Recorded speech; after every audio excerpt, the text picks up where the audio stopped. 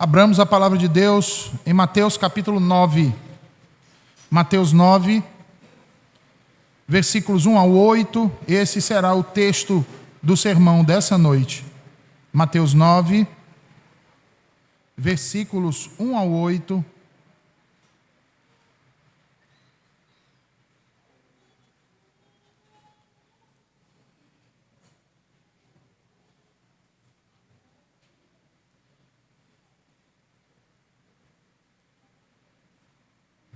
Assim diz o Senhor.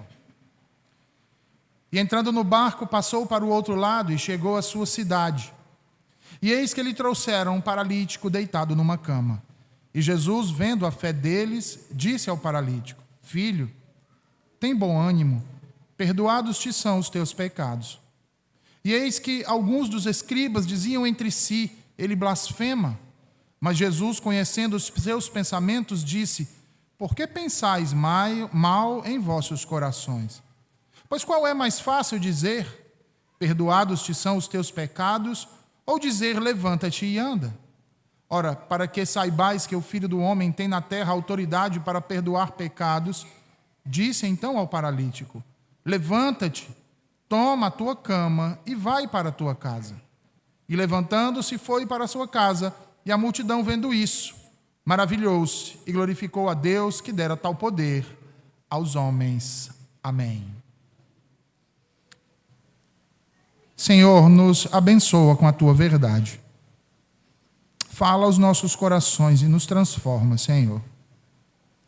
Que nos arrependamos dos nossos pecados e que sejamos aperfeiçoados à imagem daquele que nos salvou, Jesus, nosso Senhor.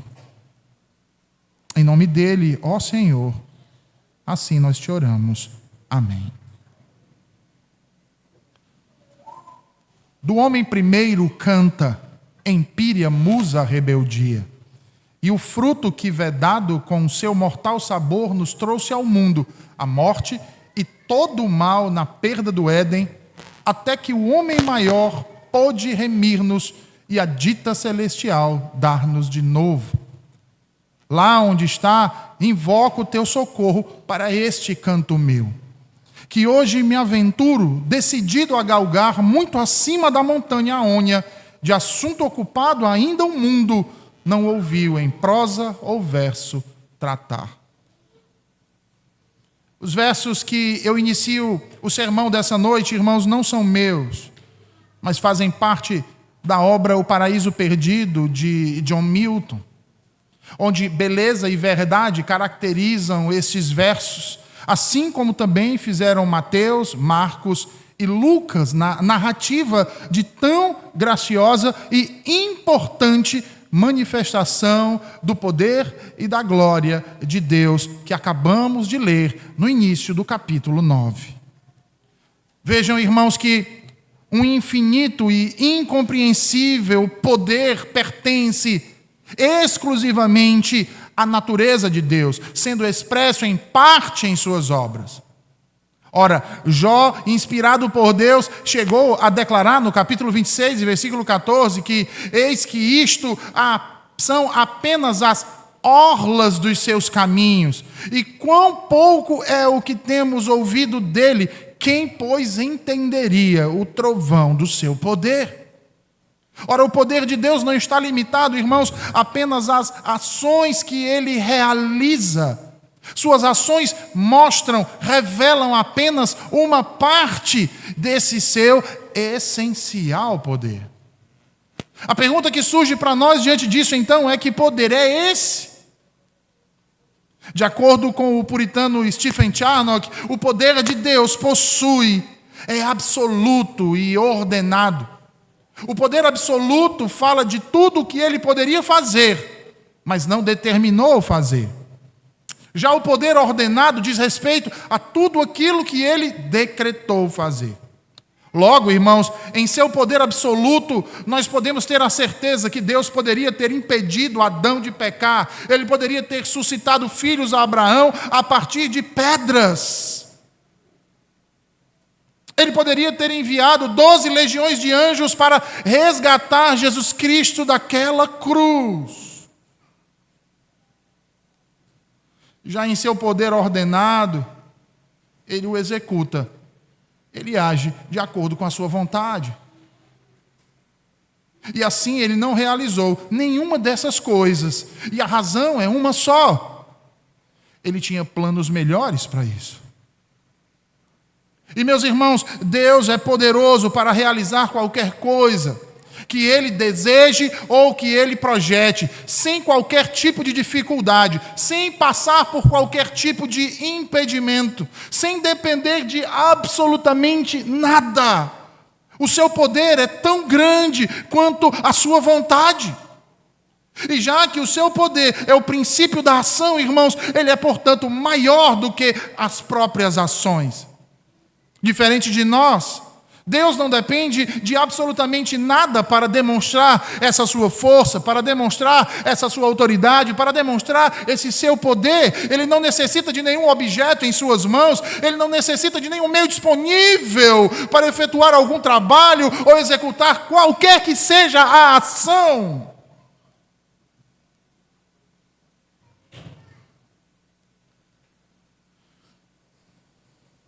Da nossa perspectiva também, o poder de Deus é distinto. Quanto à sua sabedoria, quanto à sua vontade. Enquanto a sua vontade ordena, sua sabedoria guia e o seu poder então executa.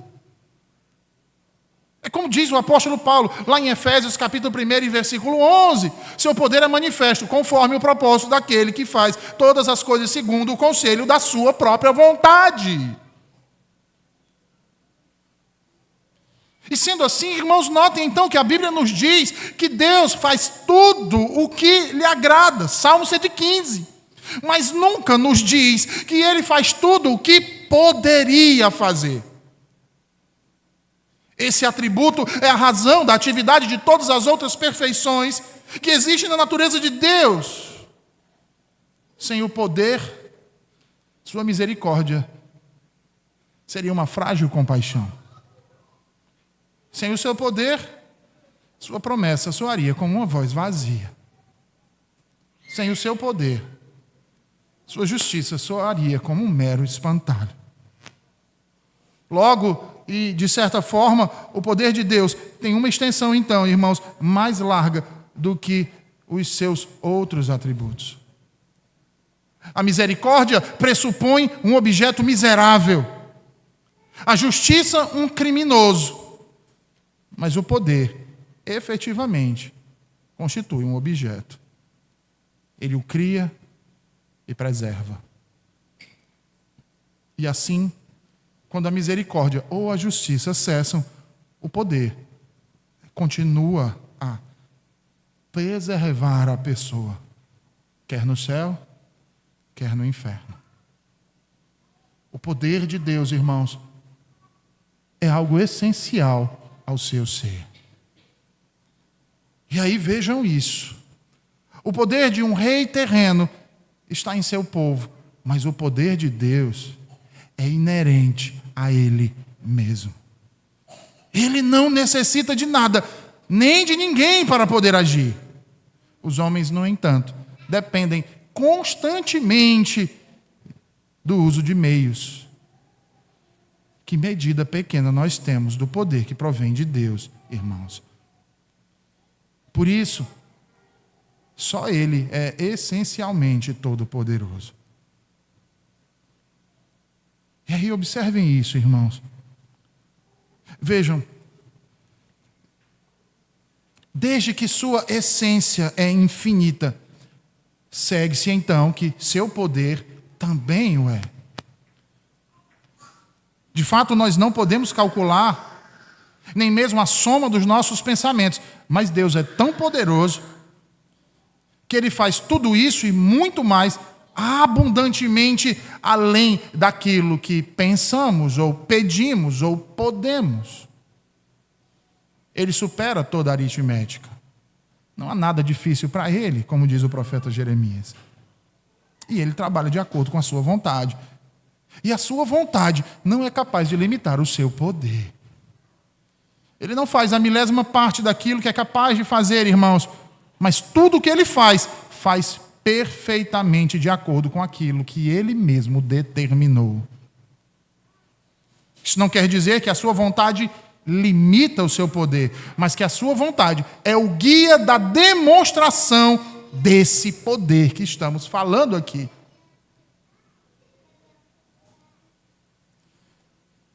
E esse poder que estamos falando aqui, irmãos, nos é dado uma mostra maravilhosa na vida, no ministério, na morte e na ressurreição de Jesus Cristo. Não é à toa, irmãos, que ele é chamado na própria Escritura de o poder de Deus e sabedoria de Deus. E aí vejam que seria muito mais fácil e menos complicado Deus criar um novo mundo que restaurar um mundo caído. No entanto, o poder de Deus não é somente demonstrado nos atos criativos de Deus, mas também, e ainda de modo mais glorioso, na recriação. Não somente na criação de justos, mas no justificar pecadores como nós. Pecadores como aquele paralítico que nós lemos ainda há pouco, que foi alçado à presença do Senhor neste episódio, que é narrado aqui por Mateus, mas que também é narrado por Marcos e Lucas, o qual ele demonstrou seu poder divino, não apenas sarando esse homem da sua enfermidade, mas perdoando-lhe os seus pecados. Como constataremos nessa noite. Veja aí o que dizem os versículos 1 e 2. E entrando no barco, passou para o outro lado, e chegou à sua cidade. E eis que lhe trouxeram um paralítico deitado numa cama. E Jesus, vendo a fé deles, disse ao paralítico: Filho, tem um bom ânimo, perdoados te são os teus pecados. Então, percebam, irmãos, que depois de Jesus ter libertado aqueles 2 homens em Gadara que estavam possuídos por demônios, e ser convidado pelos moradores daquela região a deixar aquela região e ir embora dali, Jesus se retira de fato dali. E Mateus diz que Jesus entra novamente naquele barco que ele havia atravessado o mar da Galileia, passado por uma tempestade, chegado até outra margem, agora ele retorna para esse barco para retornar para onde havia saído.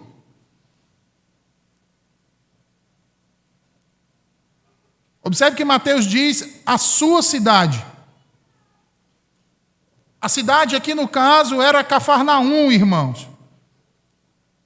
Quando ele é rejeitado pelo povo, ele navega de volta pelo mar para a sua própria cidade, como destaca Mateus aqui. E talvez nós pudéssemos pensar que Mateus estava falando aqui de Nazaré, a vila em que Jesus cresceu.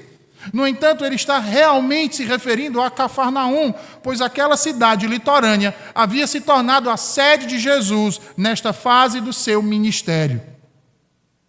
Sendo assim, após uma breve viagem através daquele lago, sem tempestades agora no caminho de volta, Jesus retorna ao mesmo lugar que havia deixado.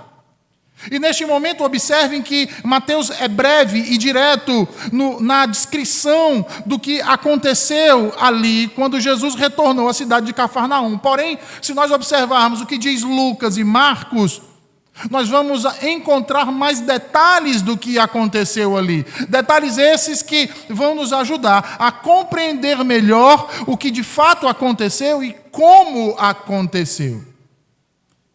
Sendo assim, Marcos e Lucas vão nos dizer que, ao chegar em Cafarnaum, Jesus se dirigiu a uma casa e lá passou a ensinar a seus discípulos em um dos cômodos daquela casa e, juntamente com os seus discípulos, passaram a se sentar e ouvir o ensino do mestre, alguns dos fariseus e doutores da lei que tinham vindo de todas as aldeias da Galileia e da Judeia e principalmente da cidade de Jerusalém. E a Escritura então nos diz, irmãos, que enquanto Jesus ensinava, uma multidão se formou ao redor da casa. E nesse ínterim, Marcos diz que 4 homens se aproximam de onde Jesus estava, carregando consigo um homem paralítico. Porém, ao observar aquela multidão bloqueando todas as vias de acesso que eles poderiam ter até onde Jesus estava, eles percebem que seria impossível, por aquelas vias, chegar até a presença de Jesus e assim levar aquele paralítico que carregavam com ele. E com isso, então, eles resolvem, irmãos, ir pelos telhados. Marcos diz que, descobrindo eles o telhado onde Jesus estava debaixo, passaram então a abri-lo, retirando as telhas. E ao fazer isso, então, eles descem aquele pobre homem paralítico numa maca, bem onde Jesus estava. E é uma cena, irmãos, que, se nós pararmos para pensar um instante, é esquisito. Eu estou dentro de um cômodo de uma casa ensinando, e de repente o teto começa a se abrir, as frechas de sol começam a adentrar, algum tipo de palha, algum tipo de algo que estava ali começa a cair, e todos se assustam e se afastam, mas Jesus permanece lá. A observar exatamente tudo o que acontecia. E quando ele vê o que fazem aqueles homens com aquele paralítico, a Bíblia diz que Jesus viu essa fé. E quando eles alçam aquele paralítico diante do Cristo, Jesus olha para ele e para todos que estavam ali e diz: filho, tem bom ânimo, perdoados são os teus pecados. Observem 2 coisas aqui, irmãos.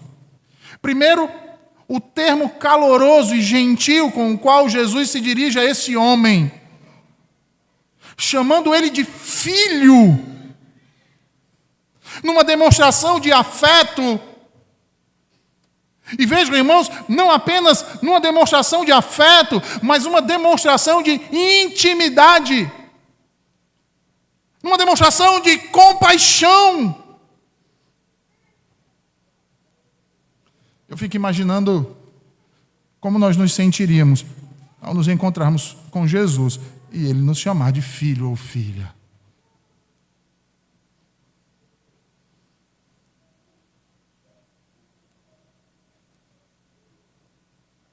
Se pudéssemos ouvir isso, irmãos,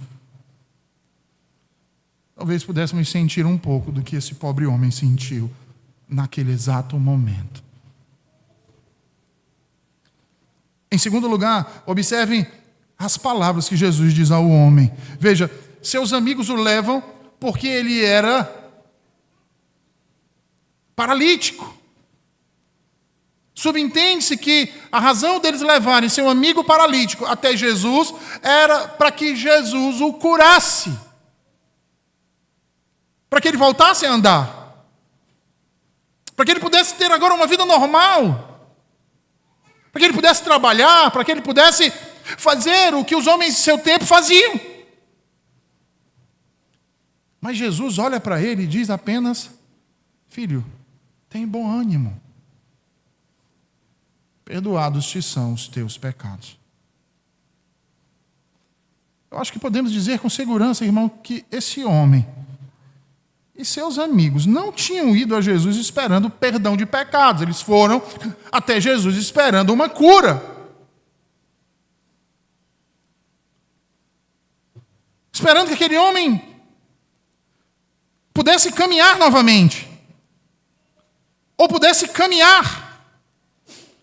Mas Jesus faz esse comentário inesperado sobre perdão de pecados. Ora, e por que Jesus faz isso?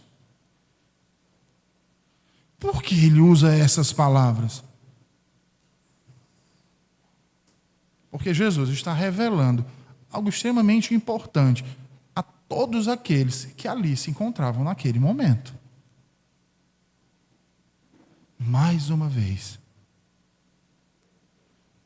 Jesus estava revelando que o seu poder, irmãos, depois que definimos aqui o que é poder, podemos agora falar com propriedade. Jesus estava demonstrando a todos eles ali que o seu poder não se limitava apenas a curar os enfermos ou a libertar os possessos pelo diabo. Seu poder se estendia a muito mais que isso. Se estendia a autoridade de perdoar pecados.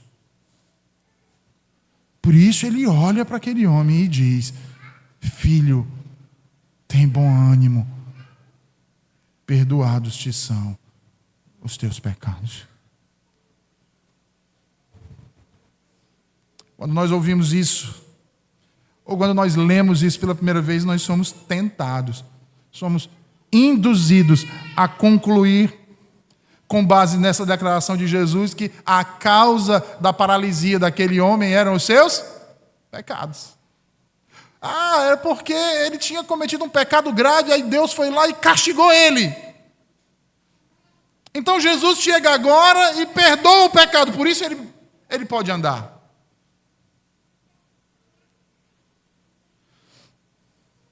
Mas o texto não nos dá, irmãos, absolutamente nenhuma razão para fazer esse tipo de inferência. Sabe por quê? Eu vou lhes dizer, porque quando as pessoas iam até Jesus, irmãos, não importava muito se eles iam numa maca ou se eles iam caminhando por conta própria. Não importava muito se elas eram cegas, se elas eram surdas, se elas eram aleijadas, ou se eram completamente saudáveis. Todas elas vinham até Jesus por conta de uma carga, por conta de um fardo que carregavam sobre si, que já não aguentavam mais. Um fardo extremamente pesado, o fardo da culpa. O que faz com que, irmãos, ter esse fardo removido se torne muito mais importante, em última análise, do que receber a cura física dos seus corpos. Porque vejam, irmãos, se Jesus não tivesse feito nada mais por esse homem naquele dia, do que dizer: filho, tenha bom ânimo, seus pecados estão perdoados, certamente ele não teria tido razão para fazer nada além de ir para a sua casa, consolado e com o seu coração extravasando de alegria, ardente pelo perdão recebido de Deus.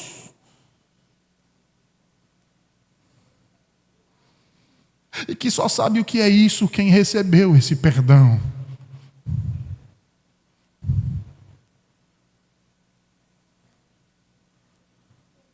Por isso eu pergunto a você: você já teve essa experiência de ter seus pecados perdoados? Irmãos, essa é uma coisa maravilhosa. Eu vou ilustrar isso. Certa vez um amigo conversava comigo e me falava que a sua filha havia se tornado cristã. A garotinha tinha apenas 6 anos de idade. E ele disse: pastor, ela se tornou cristã, acredite, num apelo para vir à frente e aceitar a Jesus. Eu confesso, irmãos, que quando ele me disse isso, eu fiquei cético. Principalmente porque eu olhava para aquela menininha de 6 anos de idade e não conseguia discernir. Não conseguia enxergar nela que ela saberia discernir estas coisas. E eu perguntei àquele meu amigo e disse: meu irmão, você tem certeza disso? Ele disse: pastor, eu sei o que o senhor está pensando.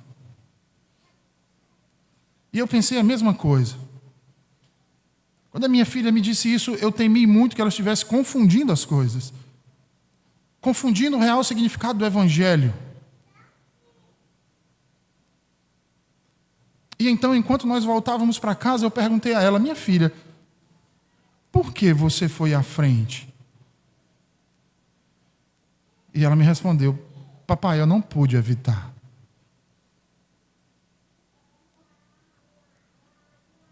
Eu tive que ir. E depois que eu fui, eu me sinto com uma coisa que eu nunca senti. Com uma paz e com uma alegria, papai, que eu nunca tive. E esse meu amigo disse: pastor, e ali naquele momento eu entendi o que a minha filha estava dizendo. E eu olhava para ele e dizia: eu também, meu irmão. Ele disse: eu entendi quando ela afirmou para mim: papai, eu me sinto limpa agora. Eu posso chegar diante de Jesus. E eu sei que agora Ele me acolhe nos seus braços. Sabe o que essa garotinha experimentou, irmãos? A mesma coisa que esse paralítico experimentou. O perdão é maravilhoso. Precisamente e proporcionalmente ao fardo da terrível culpa. O fardo da terrível culpa.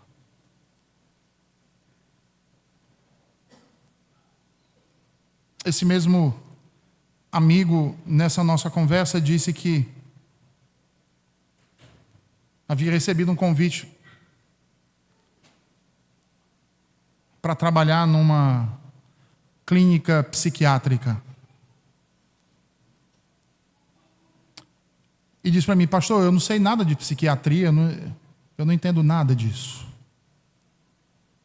Tudo que eu entendo e sei é o mesmo que o senhor. Pregar a palavra e administrar os sacramentos. Mas esse homem insistiu muito para que eu fosse. E eu me incomodei com aquilo e perguntei: mas por que você quer tanto que eu vá? E ele disse: porque 98% das pessoas que vêm ao meu consultório não vêm por uma necessidade biológica. Eles vêm na tentativa de se livrar da culpa. Eles vêm em busca de perdão, de aceitação. O que me leva a procurar você, porque eles precisam muito mais de um pastor do que um médico.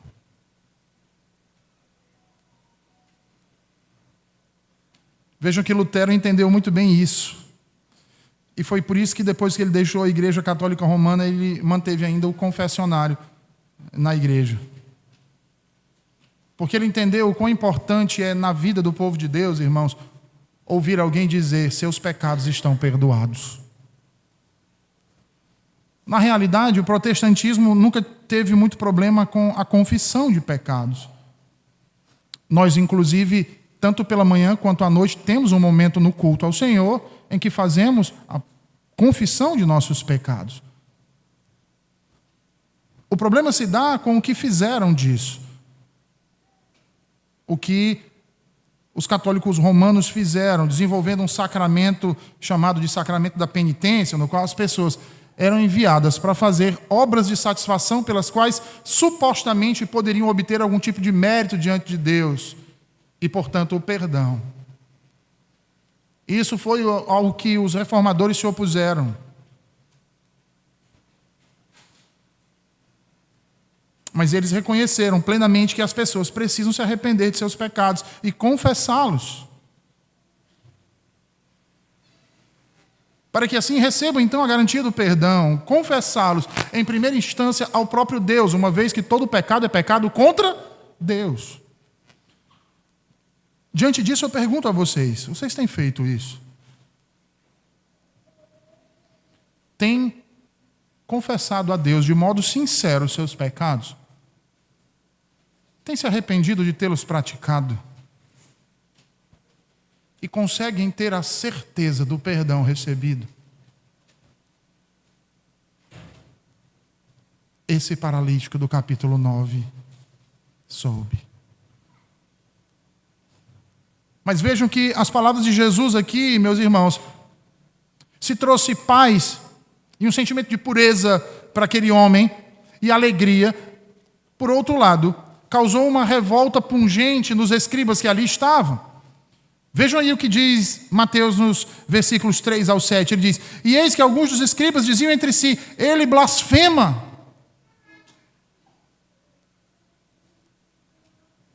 E aí vejam, irmãos, de acordo com os professores judeus daquela época, blasfêmia era qualquer tipo de violação da majestade de Deus. Logo, qualquer tipo de ação ou palavra que maculasse a majestade de Deus era interpretada por eles como sendo blasfêmia. Mas o que exatamente Jesus fez que os escribas consideraram então blasfêmia? Aqui, novamente, os outros evangelhos nos ajudam a entender a raiz da sua preocupação. Lucas nos diz que eles disseram: quem é este que fala blasfêmias? Quem pode perdoar pecados senão o próprio Deus? Que qual era o entendimento deles, irmãos? Ora, eles sentiam que, ao se arrogar uma prerrogativa que pertence somente a Deus, o direito e o poder de perdoar pecados, Jesus estava se fazendo passar por Deus. E assim, atacando a majestade do Eterno.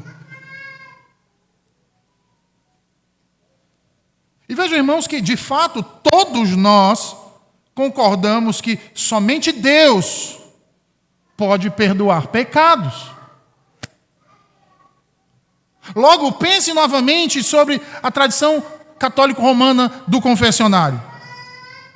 A cada momento de cada dia, em algum lugar do mundo, alguém está em um confessionário confessando seus pecados a um padre.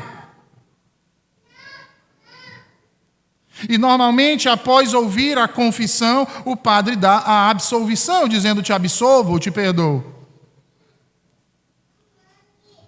Quantos de nós também não olham para isso e julgam os padres papistas por estarem pecando ao pronunciar a absolvição, tomando para si um privilégio que pertence unicamente e somente a Deus?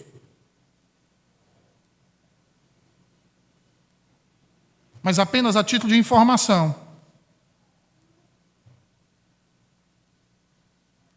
Lá nós sabemos que é uma igreja apóstata, mas também é preciso falar a verdade. Eles sempre entenderam e ensinaram que o sacramento da penitência, mesmo sendo errado, quando o sacerdote papista concede a absolvição, essa absolvição não repousa em nenhuma autoridade intrínseca ou inerente a ele mesmo para perdoar pecados. O pronunciamento do perdão é realizado por uma autoridade delegada, porque o poder inerente é somente de Deus. Então, da mesma forma, os escribas presumiram que Jesus estava tomando para si um privilégio que pertencia somente a Deus. E, na verdade, eles estavam certos. Assim como todos aqueles que dizem que o privilégio de perdoar pecados pertence apenas ao Senhor. E é exatamente esse o ponto de Jesus aqui.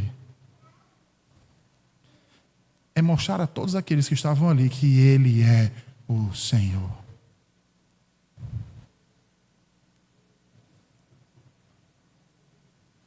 Essa é uma das maiores reivindicações da divindade que Jesus faz nos evangelhos. Sendo Deus encarnado, Ele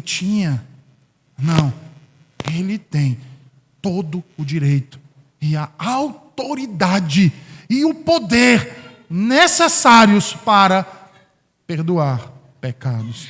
perdoar os pecados daquele homem paralítico, perdoar os pecados de cada um de nós que estamos hoje aqui. No entanto, os escribas não conseguiam enxergar além de sua carne. Então concluíram que Jesus era apenas mais um homem, fazendo uma presunçosa reivindicação de divindade, blasfemando contra o Deus eterno. E aí, olha o que Mateus nos diz. Porque Jesus sabia o que eles arrazoavam nos seus corações. Jesus conhecia cada um dos seus pensamentos. Jesus olha para ele e diz: por que vocês pensam mal em seus corações? Porque o que é mais fácil dizer? Seus pecados estão perdoados, ou levanta-te e anda? Jesus, sendo Deus, irmãos, ele sabia o que se passava no coração daqueles homens. Ele sabia não apenas as palavras que estavam sendo geradas em sua mente, mas as intenções espúrias, o ódio fervilhando, o desejo de julgá-lo e acusá-lo indevidamente.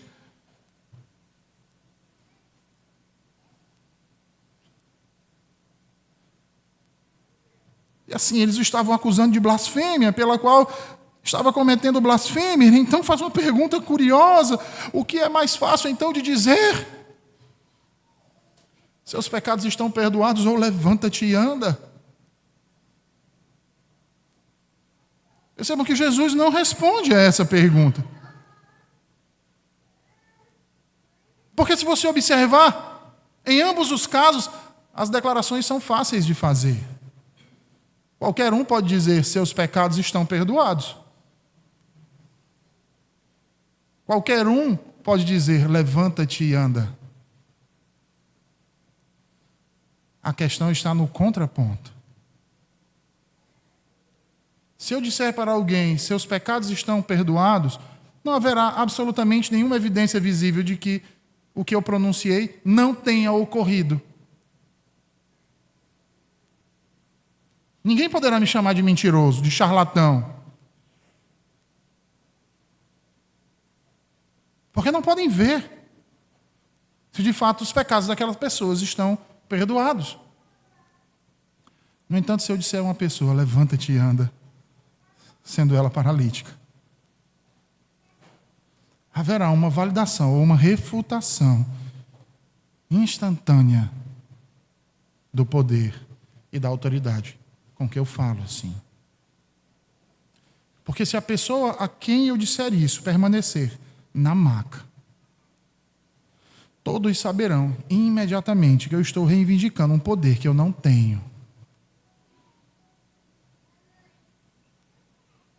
Que eu estou tentando demonstrar ter uma autoridade que eu não possuo. Então, de certa forma, nós podemos dizer que é mais fácil dizer: perdoados estão os teus pecados.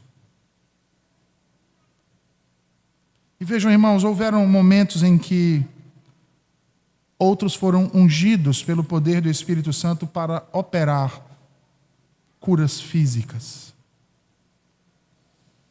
A Escritura nos dá alguns relatos disso, com Pedro, lá em Atos 3, com Paulo, em Atos 14. Ambos foram usados por Deus para curar indivíduos coxos ou aleijados. Mas Pedro e Paulo teriam preferido morrer do que declarar que os pecados de alguém haviam sido perdoados com a sua própria autoridade. Logo, tudo que está em jogo nessa passagem é essa declaração. E sendo assim, como Jesus então se saiu? A resposta ele diz o seguinte: para que saibais que o Filho do Homem... Lembra da definição de Filho do Homem que eu já trouxe aqui no sermão, há uns 3 sermões atrás? Para que saibais que o Filho do Homem tem na terra poder para perdoar pecados. Então, ele diz para o paralítico: levanta-te, toma o teu leito e vai para a tua casa. O que o paralítico faz?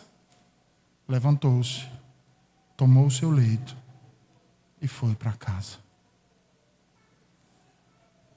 Jesus curou aquele homem para mostrar que ele tinha poder para perdoar pecados.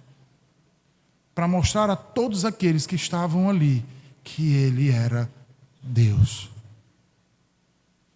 Logo, a mensagem dele para aqueles escribas, para aqueles fariseus que vieram de todas as partes da Galileia era: vou ordenar a este homem que se levante e ande, não simplesmente para que ele seja curado e tenha um bom ânimo, mas para que vocês aprendam algo sobre mim. Jesus fez isso para beneficiar os escribas e todos aqueles demais que ali estavam em Cafarnaum. Ele fez isso para beneficiar a cada um de nós que hoje nos reunimos aqui em seu nome e estamos ouvindo essas mesmas palavras deste mesmo episódio ocorrido há mais de 2000 anos atrás. E que nos transmite a mesma e plena verdade. Que a ele foi dado o poder, todo o poder nos céus e na terra, e toda a autoridade, porque ele é o Deus Todo-Poderoso.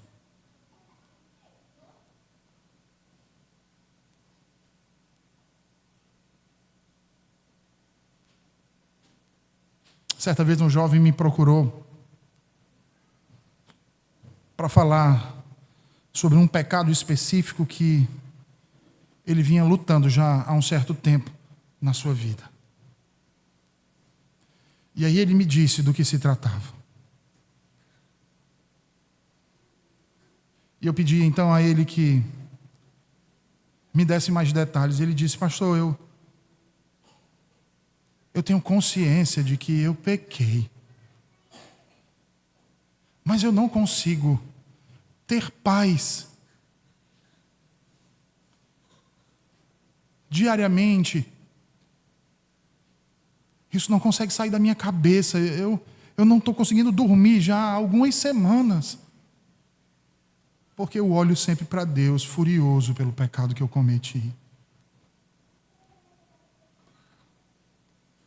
Eu não sinto que eu fui perdoado, pastor.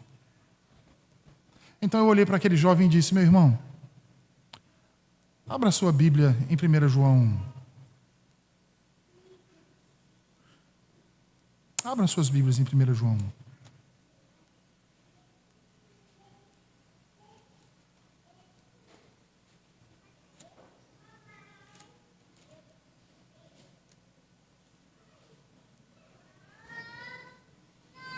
Eu disse a ele: leia para mim o que diz o versículo 9. Ele começou a ler: se confessarmos os nossos pecados, ele é fiel e justo para nos perdoar os pecados e nos purificar de toda a injustiça. Eu disse a ele: o que você tem a me dizer?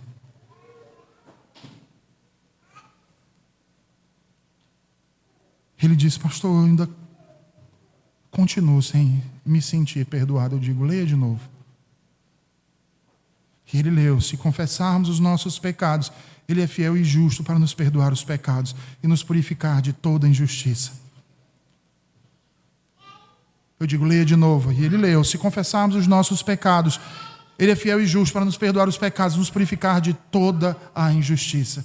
Eu disse: leia mais uma vez. Ele leu 8 vezes seguidas. 8 vezes seguidas. Eu disse para ele: será que você consegue entender agora?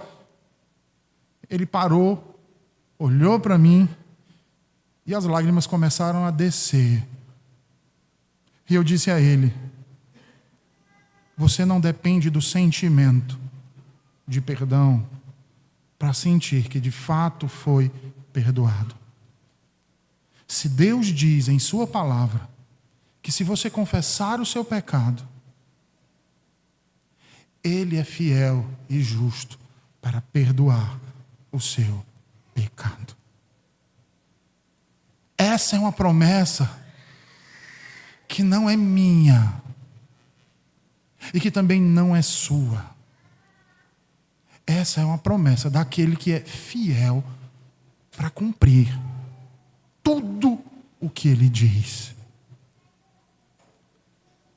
Eu sei que muitos aqui devem ter tido experiências de perdão como aquela garotinha, como este paralítico. Mas há aqueles irmãos que não têm essa mesma experiência, mas que ao crer verdadeiramente nesse que diz: perdoados estão os seus pecados, se os confessarem,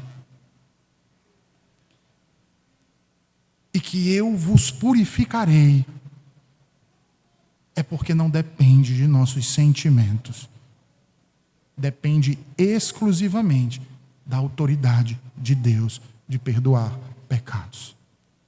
Jesus queria que todos aqueles que estavam ali soubessem que Ele tem essa autoridade, que Ele tem esse poder. E sendo assim, se você ainda não confessou a Ele, o que você ainda está esperando? Há alguém que tem autoridade para perdoá-lo, porque ele carregou esse mesmo pecado que você cometeu ontem, que você cometeu hoje, e os que você vai cometer até o final de sua vida sobre si. Ele assumiu a sua culpa e pagou por tudo que você fez de errado. Por que então você tem hesitado em confessar e confiar nesse perdão? O que o impede do bom ânimo que o Filho do Homem dá a você? Vejam que a cura desse paralítico parece mais uma nota de rodapé nesse texto, irmãos. Diante da realidade do que está sendo nos revelado aqui nessa noite. Que Jesus de Nazaré, o Messias, o Cristo, o Filho do Deus vivo, tem poder e autoridade para perdoar pecados. É por isso então que as multidões, ao ouvirem isso, glorificam a Deus.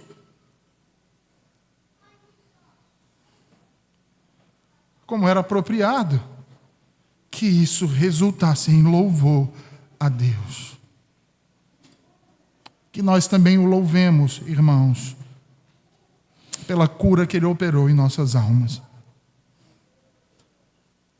por ter nos purificado de cada um de nossos pecados, mesmo não sendo nós merecedores. Vamos orar?